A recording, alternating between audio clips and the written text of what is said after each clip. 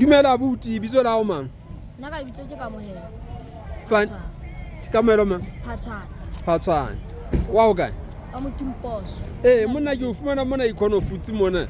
Ke bona go o na le lebenkele mona o a rekisa. Ke nako e kae o rekisa? Se tlile nako e telele haholo. O qadile jwang? Ke ka ka rekisa dipompong. Ya ba botisitse hore re ikopanye re etse kgwebo. A botisitse yena o na etsang? Yena a neta ke tsena ona etsang hobane ke fumana santse rekisa dibanana. Jwale ha ke bone dipompong mona. Dipompong hona tjena di. O etsang ka tjhelete ya o e fumana? Ke isa lapeng. Ebe ka tlung ho rekwa diphoko. O lapeng ke wena le mang?